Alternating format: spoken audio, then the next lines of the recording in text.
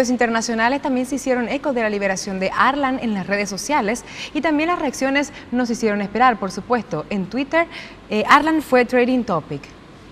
45.500 tweets compartidos sobre la liberación de Arlan Fick hicieron que el tema se convierta en trending topic mundial. Desde la confirmación de que el joven estaba libre, las redes sociales se inundaron de comentarios, el retweet de varias páginas digitales que a su vez fueron compartidas miles de veces. La emoción de la ciudadanía fueron expresadas definitivamente a través de las redes sociales. De hecho, su liberación se conoció primeramente mediante un posteo en Facebook de Rocinei Fick, hermana de Arlan, quien celebraba de esta manera: liberaron a Arlan, está libre.